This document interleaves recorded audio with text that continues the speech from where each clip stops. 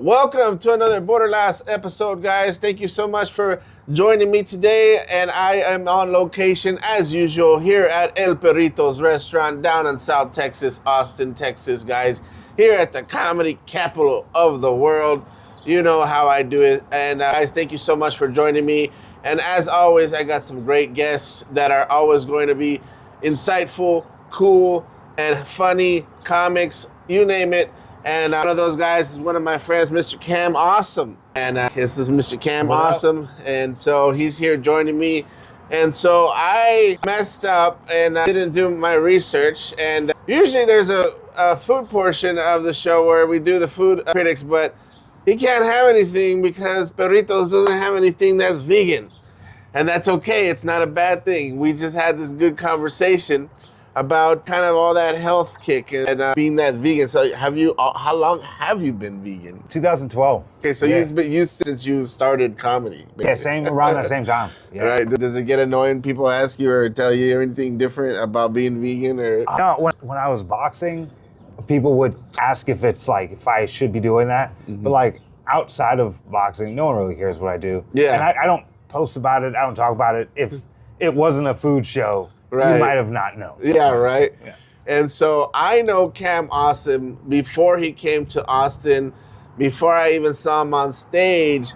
I saw him on Netflix, and he was on a boxing documentary at the time. And I am a huge boxing fan. I followed boxing, and I like to watch documentaries. I like to watch anything boxing. Like, I just have everything boxing. I like clips. I like watching strategy. I like watching techniques. And I just saw your documentary on Netflix, and I was like, that guy is interesting. I like him. And I like his name. I like his personality. And then I was like, I never saw you again after that. And I always wondered, I was like, whatever happened to that guy? Because I saw it years ago, like a couple years ago. And then this years had passed by, and I was like, I remember I watched that documentary. I was like, wonder whatever happened to those boxers that were in that documentary. So I rewatched it, really? And I was all like, whatever happened? And then I think I Googled you, and then he was like, I think he's doing comedy. I was like, that'd be some shit if he came to Austin. And then next thing I know, I saw you on stage. I was like, yeah, the universe speaks. And thank you for doing the podcast. And I wanted to share that story with you because it went beyond comedy. And that's what I like to have this show about, other than comedy, because I mostly do comedians, but there's a connection that I have to comedians, and there's different connections that I have to comedians, and the one connection was through boxing. And I knew you through boxing. And it's like me knowing like somebody who already was established in another. Yeah, you know Michael Dennis? He's a comic, but I know him as a dude from the open mic. He's a pastor. So I know people who know him and they know him as a pastor. I'm like, but he's not a pastor. Yeah. He's an open micer. So in my mind, yeah. But no, he's like a real pastor and everything. That's awesome. Yeah, guys, so check him out. He also, I don't know if they're still airing that. I don't know. Have you ever checked it out? If they're still airing it on Netflix? Yeah. You know, what's the name of it again? Counterpunch. Yeah, that's what it's called, guys. So go check that out. I thought it was very interesting, and it follows the life of Cam Awesome and his rise to the boxing stardom. Rise to slightly above mediocrity. So how often do you still box? No, I retired in 20. Yeah. But not even just to like work out, or do you still like? No. When I was done, I was like, I'm done. Yeah. It was fuck this. It was good. I'm grateful for everything that boxing gave me. Yeah. But I was like, I think some people say I left too early, I should have turned pro, but I was like, I still think I did it a little too long. Yeah. Where I should have probably been like doing other stuff with my life, but it was so fun. Yeah. You like the boxing part, I had to do all the training. Yeah. But I got to travel a bunch and like hang out with people in different countries. Yeah. So it got old, or you just, what made you retire mostly? Was it like health-wise or just? I was gonna retire in 2016, spoiler alert, in Counterpunch, like I didn't get to go to the Olympics. Yeah. So then I was like, all right, what am I gonna do? And my thought was, all right, I'm gonna be a speaker. Yeah. That was like, because I started boxing because of bullying, and I would go back to schools and I talk about bullying and mindset and goal settings. Yeah. And that's like, that to me is near and dear. It's like, it's the cool, like to me, I could go back and give back. That's the coolest job ever. Yeah. Side note, like I used to always do school assemblies, but I would spend the last like 7 minutes trying out my open mic jokes. Yeah. Because it's like it's a crowd. Why not? Yeah. Why not? That's the smartest thing you can ever do. It was official. I had like sometimes I do 7 talks in a day because I started with just classrooms. Yeah. And I realized the students liked the jokes more than they liked the speech. Yeah. So now, you know who Mike Birbiglia is? Yes. Okay. I saw Sleepwalk with Me. Nice. He told one story. Everything made sense. You didn't need to know anything, but you did need to know everything. And it was funny. And I took that and I used that format with my own story with boxing in the Olympics. Nice. And I started doing hour shows. I call them school assemblies, but I do hour comedy shows at schools. Yeah. And that was my way of kind of like getting comedy in and giving back. So that's awesome, dude. No, you're into boxing. So were you always a boxing fan growing up, or like what kind of led you into that lifestyle? No, never was really a fan of boxing. No, really? Even when I was doing it, if my friends were fighting, always watch and support. Yeah. But it's not something I ever just like watch. Really? I know the big names because you can't not, but I'm not really about that life. I found something I was good at, and I was like, okay, I'm just gonna do this. That's awesome though, bro, because like, I mean, that's what, like, I think that would have been my trajectory, because I used to play a lot of sports, and sports for me was an outlet, you know, to bullying and all the things that you're talking about as well.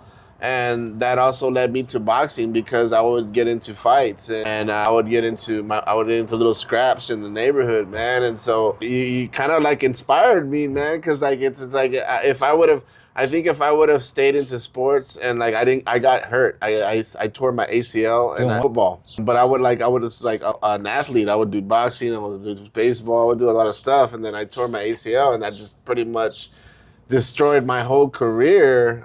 I didn't have a backup plan. Yeah. I got hurt, and I was a young kid, 17, 19 years old. Like, I couldn't go to the military. I couldn't, like, you ever seen that movie Friday Night Lights? Yeah. Remember Booby? Yeah. I was like that epiphany where he's just like sitting in this front yard, and he just looks at the trash guy, and the trash guy is like, man, what am I gonna do? And like, I felt like Booby at that time. And I got so depressed, and I just didn't do much. And I kind of just floated around figuring out what I wanted to do in life. And but I always had sports to back, you know, like to kind of like fall back on. And now my body was deteriorating. I didn't have that no more. Yeah. So to me, it was just very like, oh, man, what am I gonna do?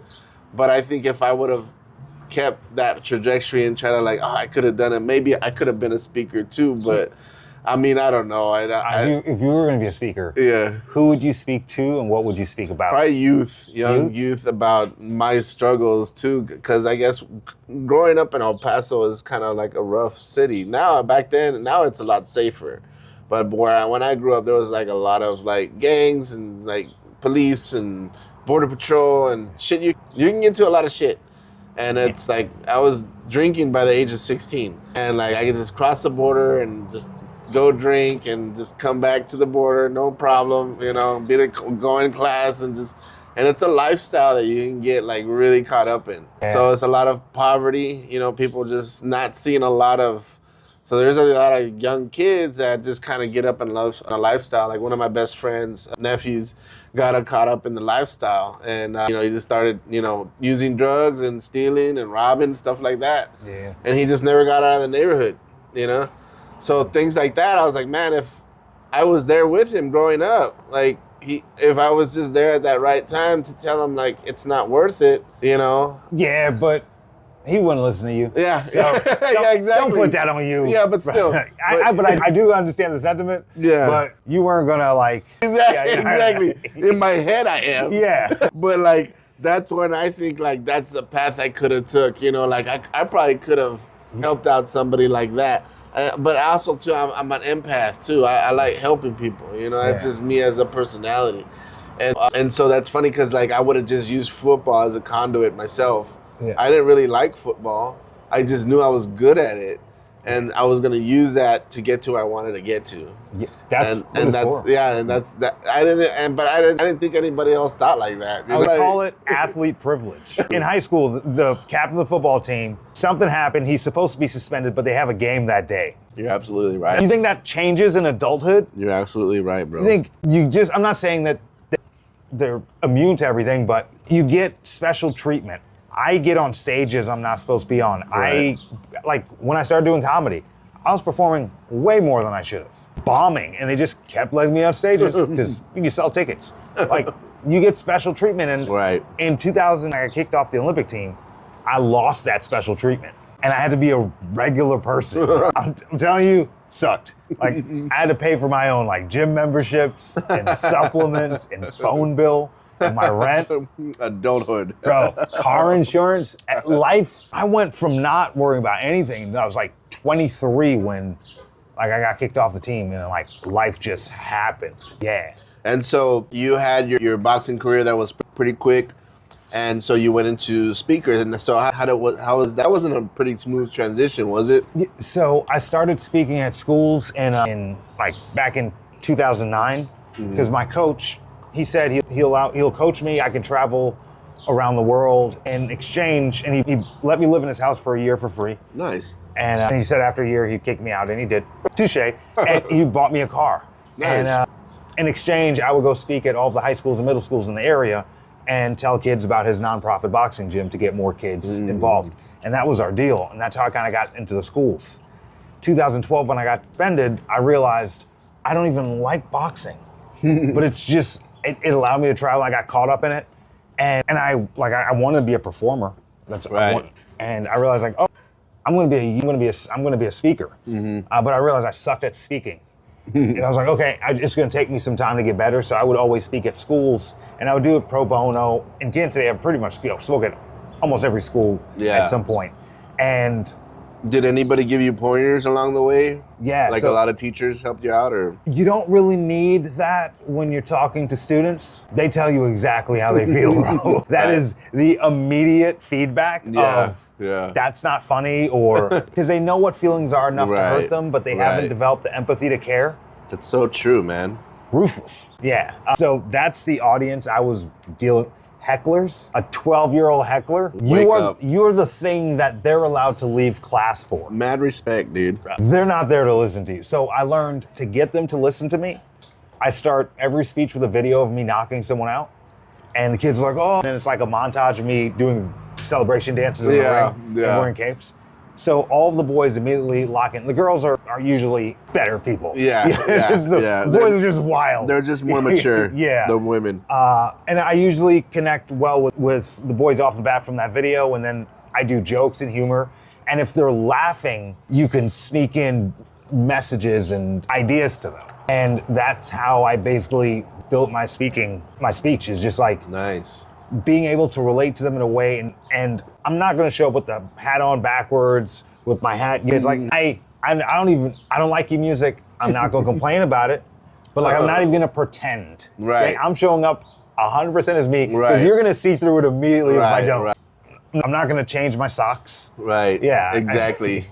Everyone's so worried about their socks. The more relatable you are, the more they're going to connect. Yeah. So I show up. Authenticity. I dress like this when I show up. Yeah.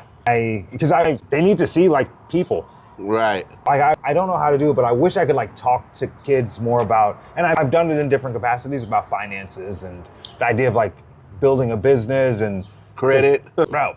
All the shit that we weren't taught. You know what I mean? Yeah. There's so many programs now though, because I work with a lot of schools. There's so many programs now. And of course, more could always be done, but there's so many teachers I know out there personally who are starting to teach kids finances and about credit, and because it's important, it's life, basic life skills. That's fucking crazy, man. And so you were able to kind of develop so did you sit down and write this is what I'm gonna tell the kid, an actual script out, or? No, so I figured the more you do something, the better you get. Right. So I would find a teacher, my line was, hey, how would you like to get drunk tonight because you don't have to work tomorrow? And they're tell me more. I say, well, I'm a boxer. I'm working on a new speech. I don't say it's the first time I'm doing it. I just said new. technically, I'm not lying. Right. I'm working on a new speech. It's a 43-minute class. Man, you're so self-aware. Bro, when I would get 13 minutes into it, I pitch it to Q&A. And then when that dries up, the teacher takes back over the class. And then I go back, I take notes. I'm like, okay, they like this, they didn't like this, they like this. And by the time I did the 7th one, I'm just like, did I say this story already? Because it starts all blended together. Yeah. But then I started to become so sharp with it. Yeah, and then it just came natural. It wasn't even natural. I would ask that teacher to connect me with another teacher in that school. And I would just go through progression, doing the same speech, different classes. Sometimes you get the same students. Yeah. But like, I'm going to get good. Right. That was my like introduction into it. But when I did that at all the schools in Kansas City, like the classrooms, they didn't respect me enough to give me like full assemblies. No, it was just more like classroom settings. Yeah, I'm like, I'm dope now. Yeah, like, I'm traveling the country, I'm doing this. But some of the schools started to let me in, but... So it was hard to kind of break in at the beginning? Yeah, I branded myself as a free speaker, and they still saw me as that. But the cool thing is, if you're not finding the success you want in your city, leave. Right. Like, no one's telling you to stay. If they don't like you, leave. If they don't like your music, they don't like your comedy, there's other places. Go try somewhere else. And then go get successful, and then come back. And then you'll be better. And then they'll like you. Don't be mad at them. Right? Man, you just described comedy. No, that's so true, man. And I see the progression that you put into that lifestyle. That's the same thing with comedy, man.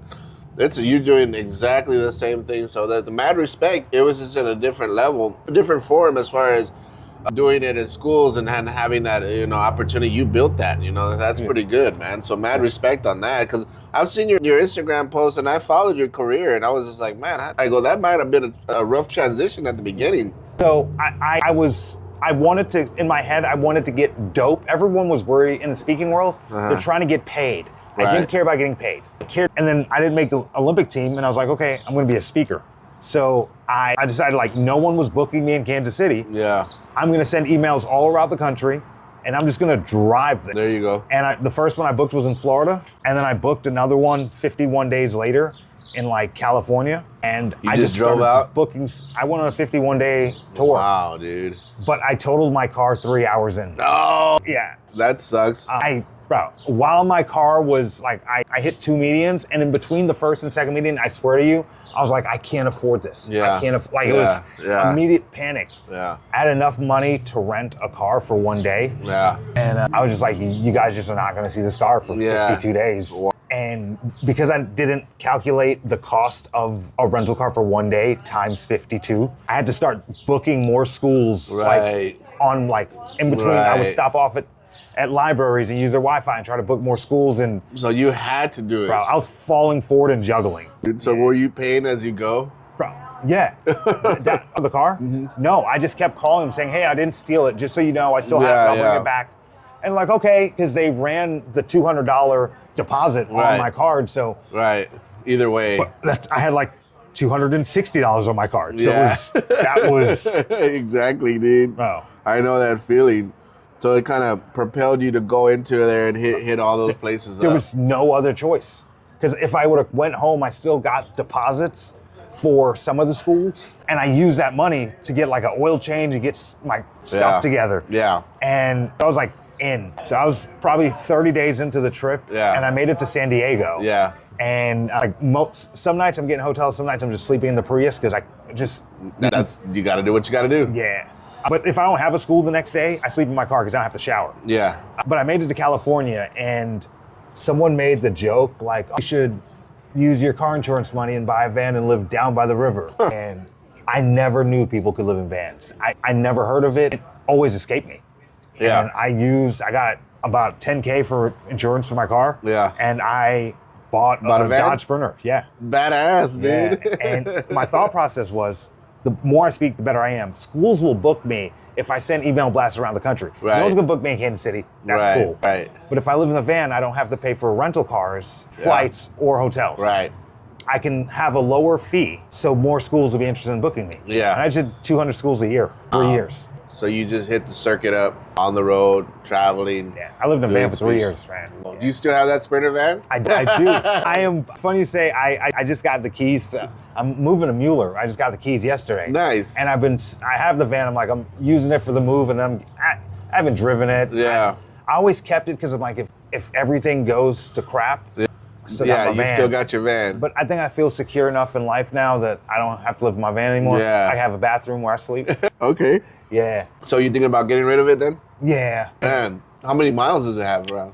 261. That's still not bad. For a diesel. Yeah. I mean, when I was looking for them, there's a bunch of them with 600,000, 700,000, 800,000 miles on them. Yeah. Good condition. I always thought about doing that because that's kind of like my retirement plan, you know. And I just kind of want to. I think I want to dedicate 6 years or 8 years left, and once I have that kind of time under my belt, I just want to go out and hit the road and just do comedy, you know. That's it. And it's like basically public speaking, you know. Yeah, that's what it is. So because we all do comedy for various reasons. Yeah. What's your definition of success? Man, being able to sustain a living while being happy. And that's kind of like my goal right now. Like if I can get paid doing what I love, more power to it. That's the attitude I'm trying to keep. I don't care if it's whatever I do. Right now, I work and is basically hit the road and go out and do comedy, get my little retirement check, and just live off of that. And whatever I make on comedy is mine. So that's kind of my goal right now, my realistic goal in comedy. And I don't care if I don't want to be viral. I don't want to I don't need to be on Kill Tony, you know what I mean? But I see the perks of it, you know, and I see the advantages of it, but me personally, it's like, I feel like people that have already been in that situation, I feel like I wouldn't be able to succeed in that situation. What do you mean? I guess in a world where you have to be a certain way. I'm not fake, and I've seen a lot of fakery in the comedy world. And it's like, you know, people rubbing shoulders, getting, booked on shows and stuff like that. I kind of stay away from all that. That's not a bad thing. I mean, no, you can stay away from that. Yeah.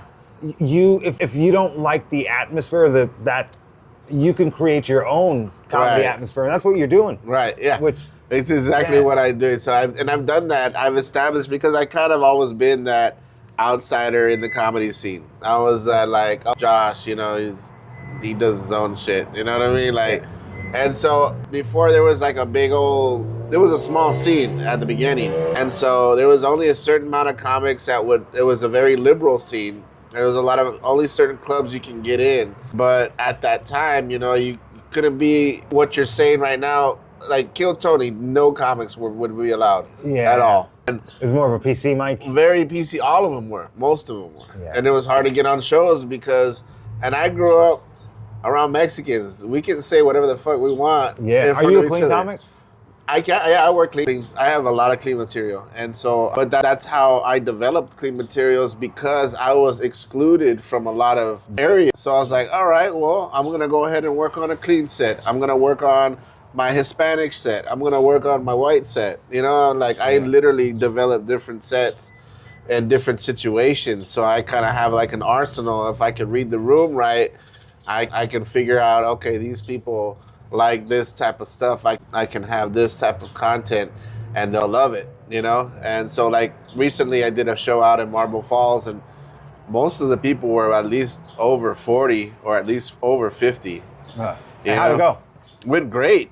And I was just myself. And that's the thing is like I buy more people in being myself. And I noticed that, okay, being more authentic around older people, they're going to get me because we're not that we have a lot in common, but I'm being more authentic as far as who I am, who I am. So it was a fun show, and we got booked back to do it in August. So it was fun, man. Yeah. So, but no, that was great. I think you had like some really interesting life experiences, and I was kind of glad you got into comedy. And so now you're into kind of full-time comedy instead of speaker, or do you kind of do half and half now? So I do like speaking is my day job. Yeah. But like I travel maybe 5 to 8 times a month. I'm here a lot, so I've just been focusing what I want to do is I don't want to be famous. Yeah. I want to be. But you kind of are. Not even close. We're in the boxing world. Yeah. I was notable 10 years ago. None of these kids know who I am. Like I go to gyms now. I knew you were. Just old heads. The unks. Yeah, I guess you could say I'm an unk now. Yeah, bro. Welcome to the club. Yeah. What was I talking about? your ability to be in boxing and then transitioning to be a speaker and then now into comedy? Yeah, so I do the speaking stuff, pays the bills, but comedy-wise, I want to be like, not him or his style or anything, but the level of fame of Doug Stanhope. Oh, okay. Yeah. I love that. Consider perform regularly at B. That's how I am too, man. I think that we share the same goal, man. Because like I said, like we're old heads, I guess, you know? Yeah. And I don't have, like, realistically at this point in my life, you know I'm funny enough to get paid for what I'm doing now. How do I amplify this? How do I, get this to be full time for me, And that's what I'm trying to do, figuring it out in the next 6-7 years, and like be sustainable off of just speaking and comedy, So that's kind of like my goal, but who knows? We'll see what happens. It's happening. Yeah. And I think what growing up in El Paso, and this is not a story I've really shared with a lot of people, boxing was one of the hardest conditioning sports I've ever done. And I quit because I couldn't hang. And I kind of have this attitude in my head, like, don't quit, and like, keep going with it. And I think that's what sustained with me in comedy, going up there and bombing and like, having shit nights and you don't have to do it. Yeah. You don't have to. Exactly. You're actually going out of your way. It's costing you money and time. Exactly. To feel like that. Exactly. But when it goes good, when it goes good. You get it. So who's been some of your inspiration in comedy? Patrice O'Neal. Yeah. Mike Birbiglia. Okay. Ali Sadiq.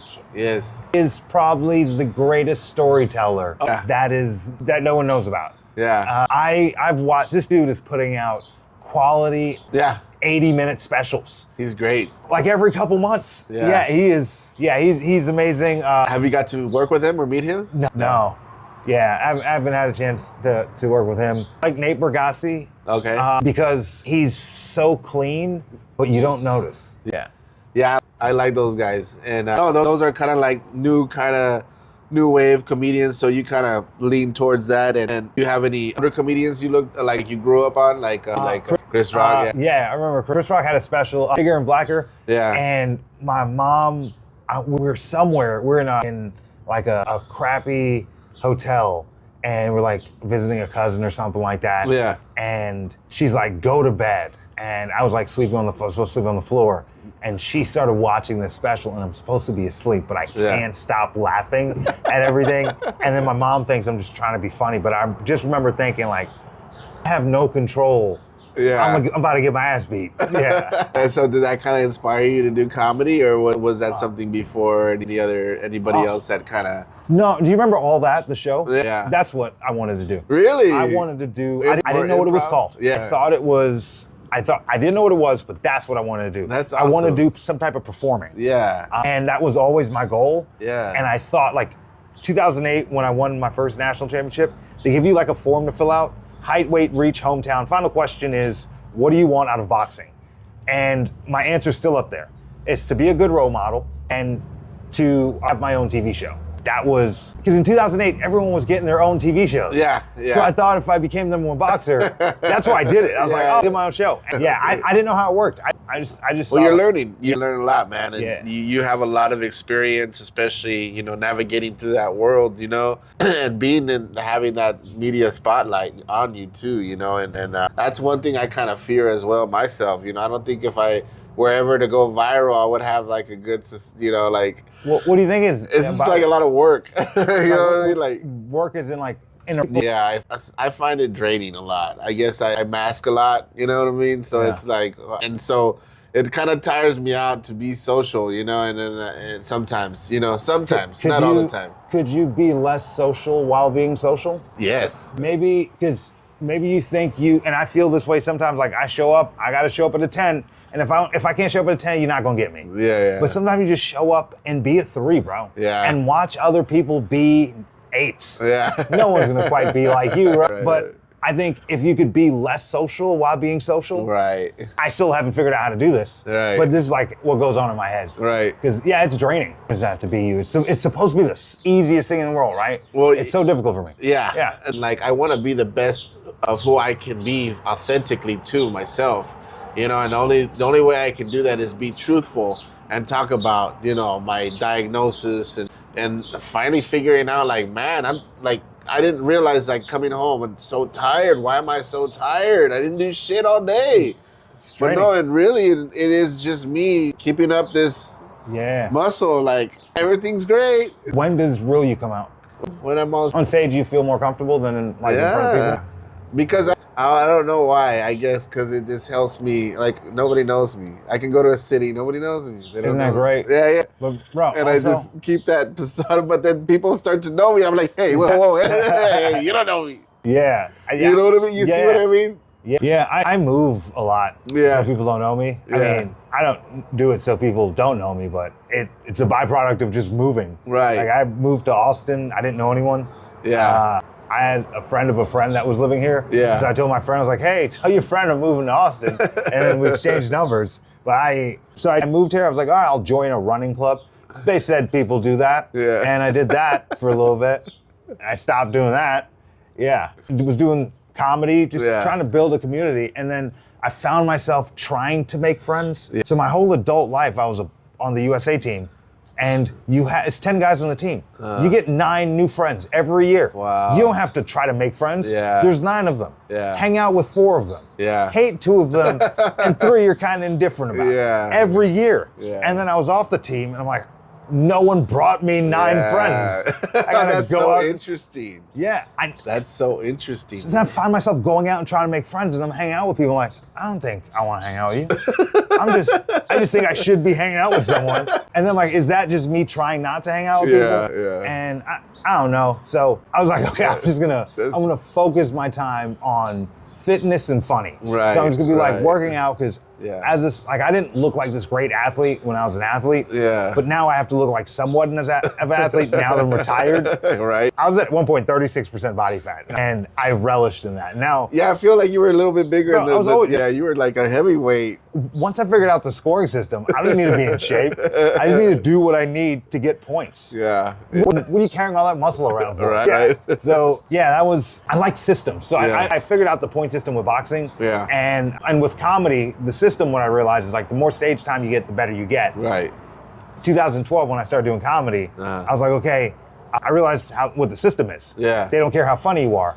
They care how many tickets you can sell. Right. Bro, That's the formula. I was selling tickets, I was performing, and I was just bombing all over. It was... Well, that's cool, man. So now you're in Austin, and how do you feel about the scene now? How do you feel about what's going on in Austin and how Austin's been treating you? I love Texas in general. Yeah, I love it. Is this your first time living in Texas? Yes, my first time. I used to visit a friend in Dallas all the time, but it's my first time really coming down, and been here a year, and I love the scene. Every place has its own scene. I did 9 mics in one night. I did 9 mics on a Monday, and but also, I didn't say any of them were killer. I got on 9 stages, and then I realized like I'm looking around and I'm going to all these mics, and nothing against the mics because there's so many like young, hungry comics. Right, I'm like, cool. That's not me. Right. I'm above open mics. No, we have some experience in our belt. I'm doing this 13 years. I'm not doing. I can't. Right. I'm very selective with my mics right now. Yeah. And a lot of them, I do not waste my time on with a lot of, and like I said, no disrespect to the comics who run those mics. No disrespect, because I love the scene and I love that it's flourishing as much it is, and these cats are growing. But I've done my time too, you know. So there's a lot of times where I don't feel like going to an open mic for 3 minutes and waiting about 2.5 hours, getting bumped and getting on stage when there's only 3 people in the audience. It's just not worth it to me. And like, again, those cats are hungry. They want to do that, you know? And that's the entrance fee. Right. You did that already. Exactly. I did that already. So I decided to circumvent that. So I realized the open mic scene wasn't really, and it's not knocking Austin. Whatever city I was in, I realized I'm past the open mic scene. Right. So I did a comedy show at an apartment complex, and it went over well. I called it Comedy in the Courtyard. There you go. I bought speakers, did the whole setup. Yeah. It went well. I got pictures, videos, testimonials, and I started doing comedy shows at apartment complexes around Austin. Nice. And it has been, I've booked maybe 9 in August, and it's starting to pick up. It's nothing big, but Don't you get there? yeah, And the thing is, I don't need it to be big. That's the selling point of it. Right. Is it's basically what I'm doing is open mics at apartment complexes. So I've been doing that, but the other side of that is it has to be corporate clean. Right. Because the apartment complexes want to make sure that, because if one person complains, everyone's job is on the line. It's over. And I'm coming in as a service. I'm offering a business. Right. So I'm trying to, so it has to be clean for it to be sustainable. Yeah. And I've done a few so far. I've been booking a bunch of them. And that's my way of getting on stages regularly. Yeah. And my plan is I'll be emceeing that and opening it up, but I'll be bringing other comics on. Yeah. If you have a clean set, send me your set. Oh, sure. Yeah. So the idea is like I start emceeing and I do my 15 minutes up front because we got 90 minutes. Yeah. So we can each do, but I don't want more than 3 comics because I don't need it to be like an actual open mic. Right. No, keep it short and clean. So I open up, I MC, I do crowd work, I get everyone comfortable. I am not, and I MC now for a living, that I speak and I MC. Yeah. But comedy is just slightly different. It's going to get me more sharper. Yeah. I'll have clips for social media if I decide to go that route. Yeah. But the thing is, it'll be sharpening my muscle, and I'm working on my clean material, and I want to build a clean hour. Yeah. And if I can be doing my 15, 20-minute spots, if I can do a 20-minute spot 3 times a week. Yeah. In front of a real audience. Yeah, man. It's a big flex, man, if you can work clean. You know, I find it harder to find, because I book on a daily, I book a lot of comics, not just here, but I also book in South Texas. And you know, I have to kind of look at the set and make sure that they don't have that type of material, you know what I mean? Yeah. Like I helped book my friend down south, and one thing in his room is no blasphemy, just don't say GD, you know, that's the simple rule. That's fair. That's all his rule, you know, just no blasphemy. And then you still have the comics, you know, go out there slipping up. GD, man, like, just be mindful, man. So it's hard to find comics who are mindful, because I've also been the person booking clean shows as well. And, you know, I've learned through a couple years of booking how to book a clean show. And I'm asking, talk to me. You know, and I'm Tell like, me. yeah, like how clean do you want it? You know, is it no jokes about, what do you call it? Sexual jokes. No political. cussing. Yeah, no cussing, no political. Okay, like you have to have all that. PG, PG-13. Mm-hmm. Can we drop the F-bomb? GDs. Yeah, exactly. So I'm as I start this off, it's clean. And what I'm doing is I have a submission form where a comic fills out all their information, how long they've been doing comedy, and they give me their headshot, and I want to link to them doing at least a 15-minute clean set. Yeah. Because some comics are like, if they take the F-bomb out, it's clean. I'm like, no, it's still a joke about you teabagging. Yeah, exactly. Yeah. And so I've learned how to do that, and that's the beauty of with Austin too. You know, having those diverse rooms. You know, getting those diverse rooms and working some of those rooms where, like, I know that there's rooms that I can work. I'm not appropriate for that room. I'm not. I am not going to go and do time over there if I know, like, oh goodness, I'm not this fit. I don't think I'm a good fit for this. So why am I going to put myself through that anxiety and hurtful thoughts of me bombing on stage? You know, and I've done that. I've been an idiot and done that. So, no, I think it's great, man. It's great. I'm glad you are in the comedy scene now. I'm so happy that this scene has grown and it's brought you to where we're at right now. Yeah. So it's a lot of positivity. So how often do you do that show? You do it every month, or? So I started booking them this month, and I did 2 this month, and I've got 9 for August, and I'm trying not to book too far out because my job was speaking. I might have to like fly to Cali or something. I don't want to. So I'm trying not to book too far out, but I got a bunch of dates for August, and I just want to continue to just get reps in and build stages for myself, create my own opportunities. Right. Because like, you could come down here, you get caught up in and do the mics, get your reps in, get any stage. But I'm a speaker. I'm on stages all the time for a living. That's just what I do. So I don't need to be that. I do need to work on my comedy, but I don't need stage time. I need an audience. Exactly. And that's where I'm at with comedy. Create your own opportunities. You can just complain about the comedy world and the culture, Austin comedy scene, this and that. Like, just why are you complaining about what other people are doing? Create your own. And I think a lot of comics have been doing that too, and they're kind of getting the hint, and a lot of comics have asked me for like advice and stuff like that, and I'm also learning myself too, you know, and there's a lot of times where I've pitched myself low, you know, but I think the bottom line I always tell comics before they start venturing out into the business venture, just be funny. Earn that time under your belt. Yeah. Take some time to be funny. Yeah. You know what I mean? Like, I understand you want to do a show. I understand you want to get to where you want to get to and make this amount of money. But it takes time. And also, don't post it yet. The joke you got, not that good yet. Like, just don't post it, because then the jokes you post now, because let's say you're 6 months into comedy. Yeah. I guess don't take my advice. What do I know? But let's say you're 6 months into comedy, you're doing some jokes, you're like, oh, it's great, working well. And then 2 years later, you're trying to convince your friends you're not that guy from 6 months in anymore. Yeah. And it's like the way I branded myself as a free speaker, it's like comedy's still a business. If you want to do it for a hobby, but if you're trying to make money doing it, treat it as a business. Right. Show up on time. Like, I apologize for being late. No, like, yeah. But here's what you can do. Professional over here. I was going to be 10 minutes late, so I told you I was going to be 15 minutes late. Right. So I ended up being 5 minutes early. You can do that with a text message. Like, if you're late, just let someone know. But I treat it like a business, and I need it to be successful. Right. If I'm going to run my mouth, right, I'm going to run a business. Right, exactly. All right, so how can people find you online, man, if they want to? Craigslist misconnections. Weird story, I used to always check. I never posted, but I always check to see who they're posting about what. Yeah. And no one's ever missed me. Between the ages of probably like 18 and like 23, it was like something I do daily. I wouldn't, because I travel for work, so I wouldn't be in Kansas City for months. Yeah. And I would still check it every day. It was like my Facebook feed. But anyway, at CamF Awesome on all social media platforms, because I'm not famous enough for anyone to take my name. He's famous enough for me to find him here, guys. So, guys, and you get me very easily. Yeah. How difficult was this process? It's all good. This has been another BorderLaughs episode, guys. Thank you so much for tuning in. If you really like this episode, please like and subscribe. And I'm gonna have seen Cam Awesome out here in Austin, Texas, guys, for being awesome. So this has been another episode, guys. Thanks so much. Ate Wacho, I'll see you later.